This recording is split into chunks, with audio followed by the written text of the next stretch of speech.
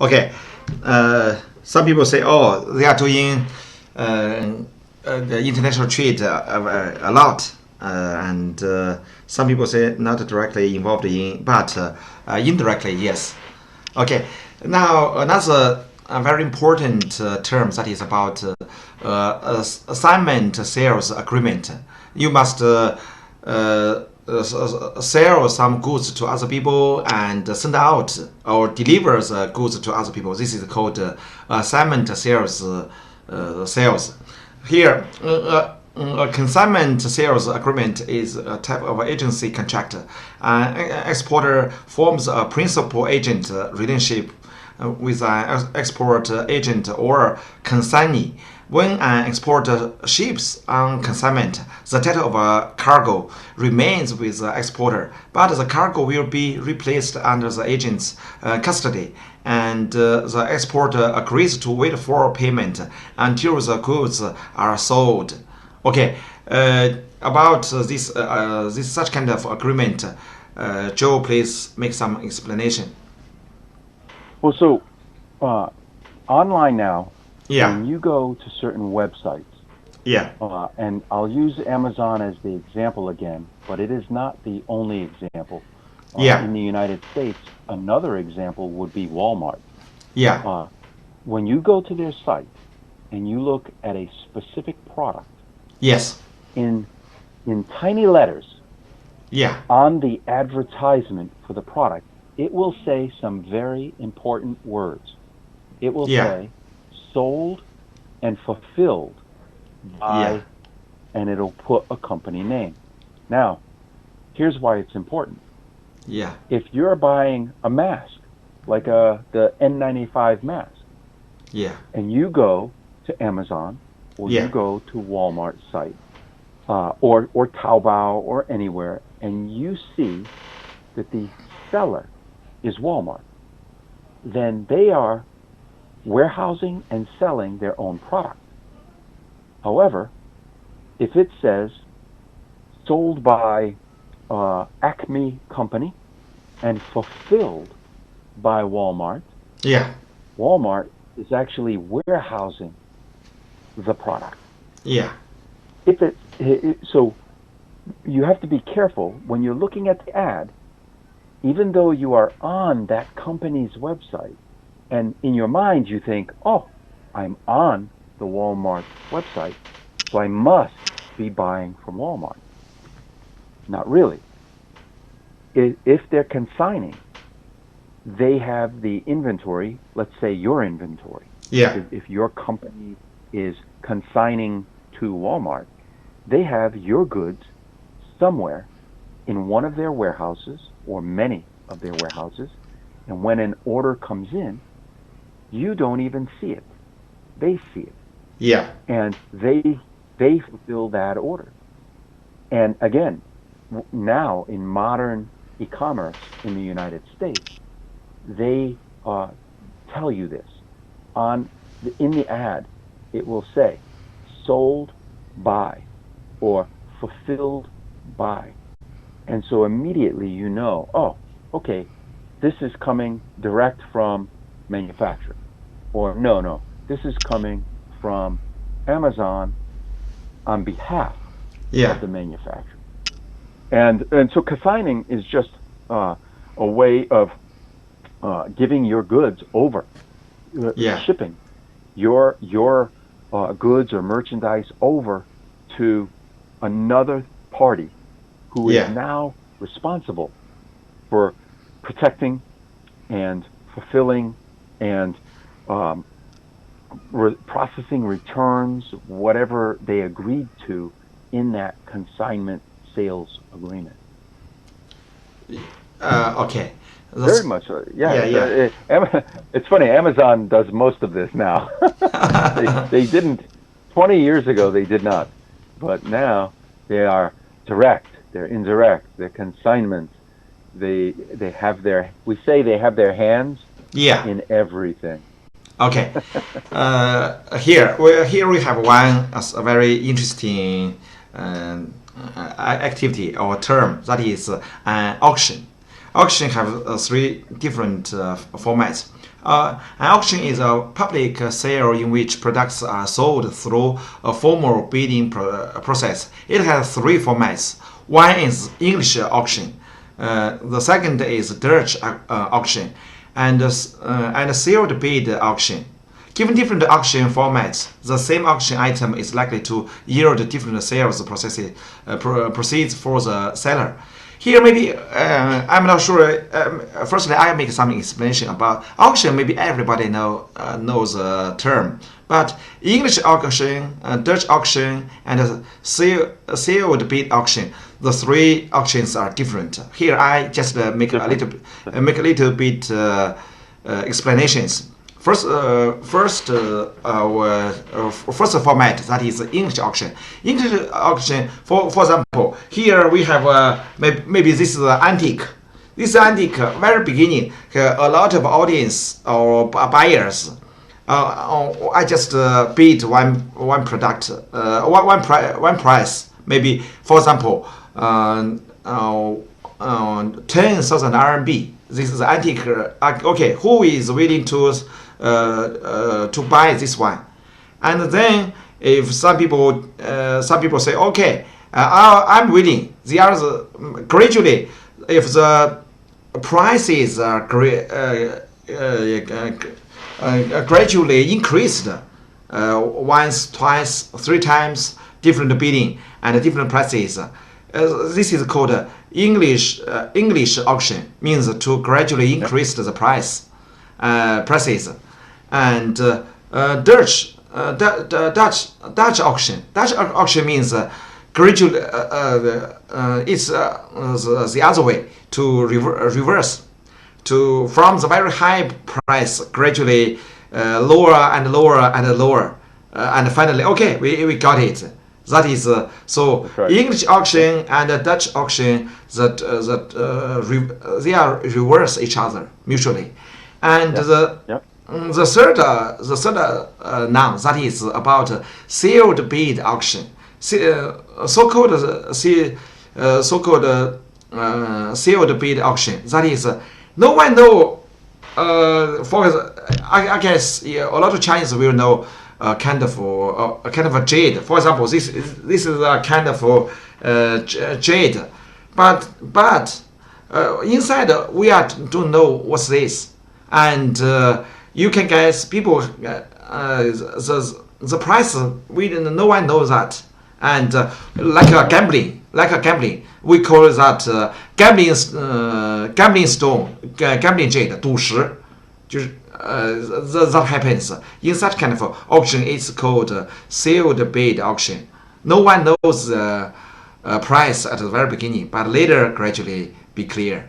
So here are three different formats of auction. Okay, do you want to talk something about the three terms, the three formats? Well, think of each type of auction. Now, I'm assuming that everyone knows auction involves bidding. Yeah. You're trying to bid to buy something. Yeah. So, but they are driven by different motivation. So usually, first you have to have some expectation. Yeah. About the knowledge that your buyers have about your product. When you're trying to decide what type of auction should I use for my product, should I sell it with an English auction, a Dutch auction, or sealed? The answer to that depends. If your product is pretty well known, everybody is knowledgeable about the value. Yeah. And they kind of have an idea of that value. Yeah. You're not going to see dramatically different results from the three. The best one will almost always be English. Yeah. And the reason is emotion. Yeah. People love bidding, right? You like negotiating, right? Yeah. You like bidding. And so when, let's say it's a phone, and someone says for this phone, it's starting at $20 or 20 RMB, and you go, oh, in your mind, you know that you are not going to buy it for 20 RMB, but it's that possibility. Yeah. Go, yes, 20 RMB, and then they go, okay, do I hear 50? And still in your mind, you're going, 50. Still, yes, 50, I'll do 50. Yeah. So, the emotion that you have of wanting to win, you want to beat the other guy. Yeah. And you want this product so bad. Yeah. That sometimes people will bid more than the market value. If they went into the eBay. eBay is a platform for English auction. Yeah. And people could go buy this phone today for let's say $600. Yeah. But they will go to eBay, they will find the phone, and they will see starting bid $5. Over the next 2 hours, they will bid and bid against others and pay $650, which is crazy. They could have gone to the store and got it for $600. But the reason is the power of an English auction. Yeah. It's your emotion. Yeah. It loves emotional people. Yeah. So of the three, that is by far the most powerful of the three. Yeah. But for certain circumstances where you don't have perfect information about your customer, maybe they all don't know the value of your product very well. They don't understand it very well. Yeah. In a case like that, sometimes Dutch and sealed bid can produce a superior end price. Yeah. Because sealed is private. You don't know. You don't know what the other bidders are bidding ever. Yeah. You only know that someone is going to have a winning bid. That's it. Yeah. And in Dutch, it's very weird. I've never liked Dutch auction, but the idea. Think about it. English auction is most commonly used in the society. Everywhere we can see English auction. Yes, because people want a deal, and a deal does not start at the highest price. It starts at the lowest price. The idea that an auction would start at the highest price, I go, what? Okay. No. Start at the lowest price, and I will decide what the highest price is. So it's very interesting that I would have liked to know historically when a Dutch auction makes sense. Because to me, they never make sense. Yeah. English auction. The English auction is most common. Yes, and in English auction, you can start your opening price at zero. Somebody could bid, 1 RMB, 1 RMB. Because the final price isn't going to be. The other one's, 2. Another 5, 4. And then you got emotion.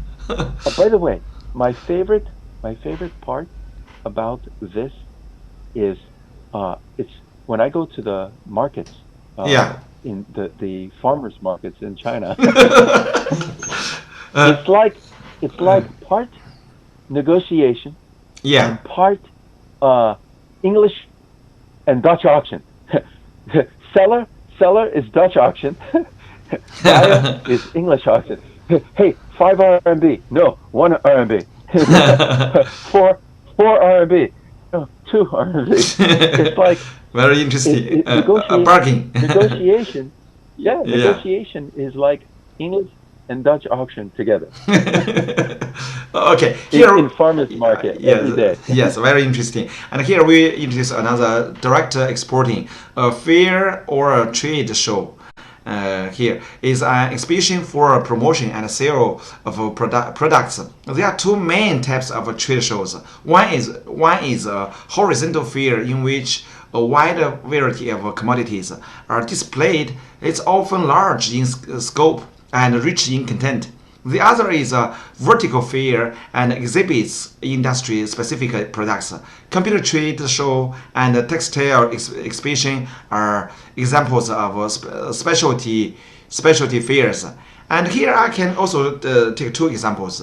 One is about because every year our Suntrans organize a lot of Chinese mining companies to participate in PDAC in Toronto, Canada.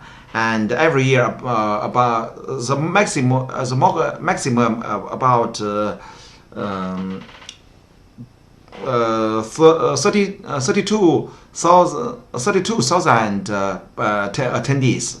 And each time, wow. So yeah, a large number of people. Even the house, the hotels, the accommodation fee were become double each year at that time, because all of the world, a lot of people will go there. And we can say some people are jewelry or jade have bring a lot of jewelries and jade to the trade show. And some people like rubies or something, and the price is not very high. And each year, even some very beautiful malachite or some stones, some precious stones, people will buy a lot for goods or commodities on the trade show. That is one format. The other format is every year our Suntrans also organize some road show or international. We call that China International Mining Development Summit, and our Suntrans is a hoster, and we invite a lot of CEOs or presidents from other countries came to China to exhibit, to present their projects. They are mining owners, and we ask them to introduce their projects. And a lot of audience are potential investors from investment banks or mineral exploration companies, or they are just some consulting companies. And here, as long as their projects are excellent enough, a lot of people may introduce, may invest his company, his deposit, mineral deposits. And in some degree, it's also a kind of international business. That is a kind of trade show. Just the projects, they exhibit their projects, and some people will invest them. This is what we are doing in past one decade. So it's. Can you also give us some examples about a fair? Well, yeah, please. So even right in Shanghai, yeah. If you look at Expo Shanghai, yeah, that's everything. I mean, yeah, you can see many different categories, many yeah, different industries of product there.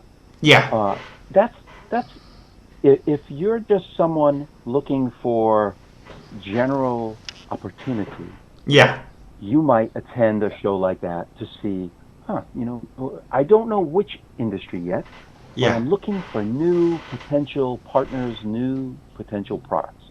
yeah.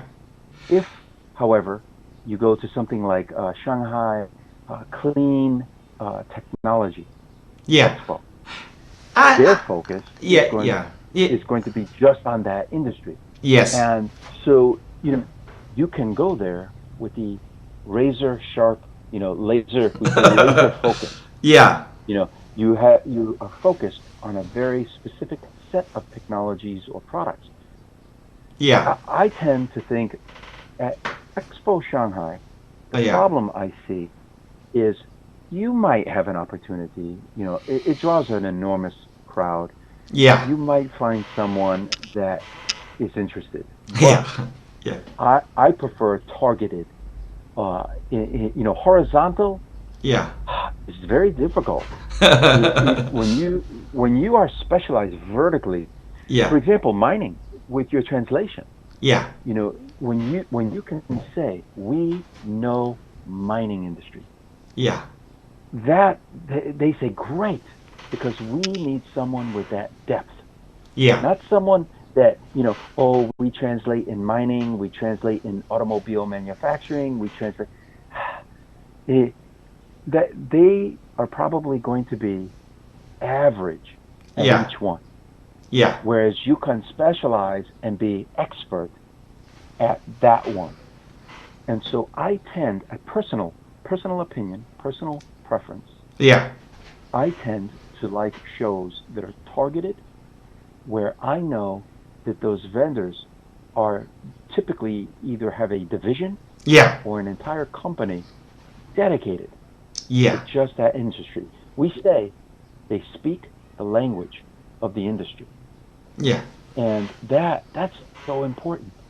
You know, it's if you cannot speak in terminology that industry will say yes, you get it, you know our problems, you know our challenges, our goals.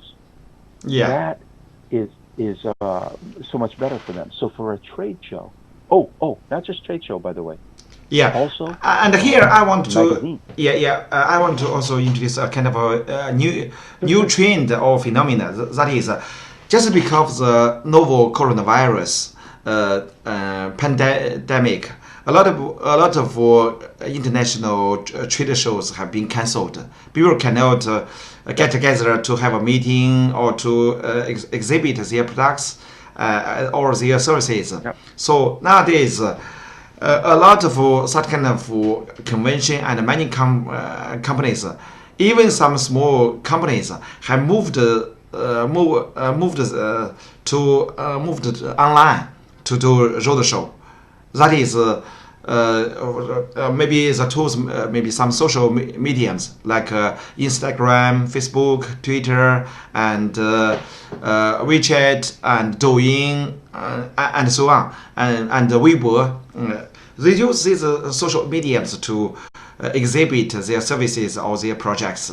And Yep. even if they are trying to raise money for all of the world, at the same time they use different social mediums to attract investors to introduce their projects, and it has become more and more commonly used in the nowadays. At least in the past several months, the phenomenon becomes more and more popular. So people, And yeah, please, well, and you have to understand the individual platform. yeah, Uh, I, I spent about 8, almost 10 years helping American newspapers yeah, to put their newspapers online. yeah, The mistake in the early days, the yeah, mistake they made was treating online like a digital newspaper. yeah, It's not. It's consumed differently. yeah, And it wasn't until they began to understand, okay, yeah, if we shift from physical yeah, to virtual, we can't just take this, copy and paste. yeah, We have to have a strategy and an approach that is tailored to yeah, that medium, to that channel. So, yeah, if someone came to you to translate, and they were saying, "Oh, we have this presentation yeah, that we normally do it in person, yeah, but now we can't because of the virus. We want to do it online." Part of yeah, the way that you can assist them yeah, is not just pure translation, yeah, but also to say this is not quite suitable in its current form for online, yeah, but with some small changes, Yeah. this content can be more friendly for that audience. So companies need to understand that when they pick a new channel, they need to make sure they're delivering their message, their branding, everything in a way that is suitable to that specific channel. They are not all equal. Youku is not Weibo, is not WeChat, is not Douyin. Each one requires And even YouTube. its own YouTube approach. also very widely used by people to do roadshow Yes, but online. Yeah. a perfect example. Yeah. If you make a video for YouTube and Yeah. you say, "Oh, Douyin or TikTok, we're going Yeah. to use TikTok," you can't you shouldn't Yeah. just take your YouTube video and now copy and upload to TikTok. Bad idea. Two different purposes. Nobody on TikTok wants to watch your 15-minute long advertisement. They don't. TikTok is a platform dedicated to mostly shorter videos. That's the popular videos. So just know your channel. Okay. And tailor to that channel. Okay. Here we also introduce another very important term, that is tenders and biddings. Tenders and biddings are widely used in international contracting projects and procurement programs by government agencies, large companies. There are three basic forms: negotiated bidding, competitive bidding, and two-stage bidding. Here I want to firstly introduce two or three words. One is tender. Tender usually it is used as adjective, that is very soft or softly touch, 温柔的、轻轻的。But here it is used as a noun, means 竞标人、竞标者、竞标。Okay, and another word is procurement. Procurement 就是采购 in Chinese, and so maybe a few days ago we have discussed about biddings, and that is part of negotiation, and so today would you like to introduce about the three basic forms or the tenders and biddings? Okay, please. Well, so it's pretty simple.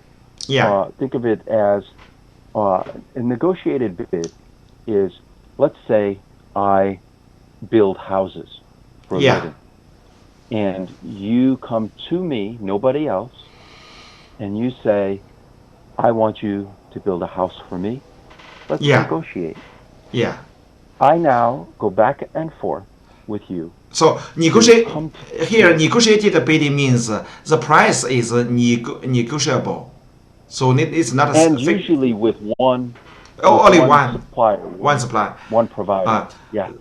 In Chinese we call 邀标. We invite you come here to discuss face to face, and yes, like this. That is negotiated bidding, right? Yeah, okay, it would be one provider.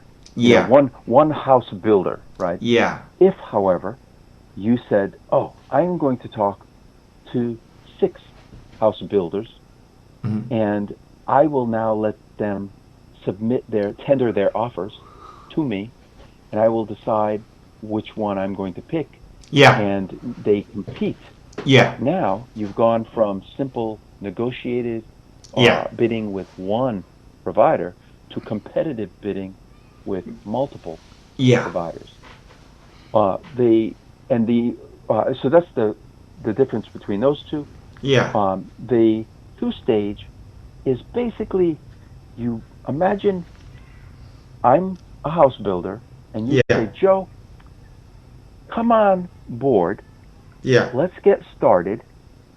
You can, do some preliminary sketches, and we'll talk about the rest of the details later.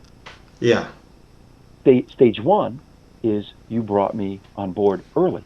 You didn't wait until we negotiated all the pricing. So I'm now part of your team, and we get started. Yeah. And then after, you might say, "Oh, okay, Joe, let's talk about the details now. Yeah. We've been working together for the last 2 weeks. I love your work. Let's talk about what it's going to cost to finish this house." Yeah. So now you've done it in 2 stages. So it's the simple terms. Either you're dealing with one contractor, you're dealing with multiple contractors, or So, you're dealing so with the two stage, contractor. in some degree, we can say the two stage bidding, such kind of a form, combined the former two, negotiated bidding and competitive bidding, put them together. Do you think so? The two stage bidding. It's more like negotiated bidding done twice with the same guy. Twice. Oh, two. Sort of. Yeah, Sort of. twice. Because you don't. Yeah. If you if someone wanted your translation services, Mm-hmm. and I just said, give me the best price on this project for my project, and we went back and forth. Yeah. That's negotiated bidding. If I said, I want to bring you on now, I don't want to wait. I want to bring you on now. Let's get started. I will give you some documentation that needs to be translated, but let's talk about the price soon. Let's negotiate the price soon. So, stage 1, you're on board. I've now said, I want to work with you. Stage 2, I'm working with you. Let's now negotiate for the rest of this project that I'm trying to do. So it's like a negotiated bidding divided into 2 stages. And then competitive is just a lot of vendors. You could have 20 competing for that project. Yeah. But yeah. It's pretty straightforward, I think. If anyone has a question about it, put it in messages. But, it's simple. Okay. And so another term that is about service exports and imports. Service imports and imports generate non-product international earnings. The company or individual receiving payment is making a service export. The company or individual paying is making a service import. Service exports and imports take many forms. So here we can introduce the first of all. International tourism and transportation are important sources of revenue for airlines, shipping companies, travel agencies, and hotels. Some countries' economies depend heavily on revenue from these economic sectors. Here about international tourism and transportation. Can you introduce a little bit of your experience or opinions? I think of it largely as support services. So, let's say something. Oh, I come from the high-tech industry. Yeah. So I spent a lot of time working with companies like IBM that sold computer systems, big computer systems, very complicated hardware. So they would have either partners or divisions within the company that would provide all of the service for that hardware. So you bought the hardware. Yeah. But now you need it installed. Yeah. You need it maintained. You need it repaired. Yeah. Those are all the complementary services that surround the total cost of having that product. Yeah. If you want to use that storage device, it comes with other necessary services. So the companies or divisions of a company that provide it are doing the service import and export. They're basically providing a service somewhere else, right? Or bringing in a service from somewhere else to them. And I use IBM because they're all over the world. So, oftentimes they will ship hardware to Canada. Yeah. And then they will have a supplier, or say a service provider that might go to Canada, fly over there, and do the installation. Here, Or you yeah, might. sorry. Here, I want to tell you one very, very interesting story. That is, one professor from China University of Geosciences. He is my one of my best friends, and he also opened one company. And recently, he introduced what he was doing. That is about geopark tourism. That is a geopark tourism. You know, nowadays, just because of novel coronavirus, tourism industry has been almost destroyed or deteriorated seriously, very badly. And he thought of a kind of idea that is, Google Earth. He also is using the live stream for, like Douyin or something else, like the platform we are using, and to introduce different landscapes or views and scenario. Cool. Yeah, and it have two benefits. One is to promote common science or common knowledge promotion to children or some adolescents, teenagers. He told them, and some people are trying to have a tour in different countries. Just from the screen, he because on the one hand he is very knowledgeable for geology, and he is also know how to cultivate different people, how to trigger children's interest. And online, he introduced a lot of landscapes and just Google Earth plus live stream, the two ways nowadays to replace the past historical tourism. So that's very smart. The kind of international business, that's the international tourism. He can use that kind of way to realize online we can, here is Harvard University. Let's visit Harvard University. Yeah. So if you had asked me, 20 or 30 years ago, yeah, if people would like to watch other people do something online, it's hard to imagine. It's crazy. Yeah, right. I would want to go to Hawaii, not watch a video of Hawaii. But I have changed my mind in recent years, and the reason, one of the main things that caused me to change my mind was the industry that popped up around video games. In my mind, I thought people wanted to play video games on their own. But there are very famous social media influencers who is just them playing video games and you watch them. Just to put on performance. I don't like this. Yeah. I don't like this. This is not for me. But they have tens of millions of followers, and they generate millions of dollars in advertising revenue each year. So, 20, 30 years ago, if you had said, Joe, there is going to be a man who is going to take videos of different landscapes, and he is going to show it online, and people are going to enjoy it. I would say, you're crazy. Why not go there in person? But when you have a virus going around the planet, and you need an escape, and you cannot go on vacation,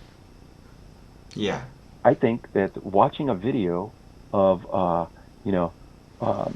Hunan or Japan or wherever, is okay. There's probably millions of people right now watching a video and enjoying it. It's not going to be the same. It's not a replacement for going.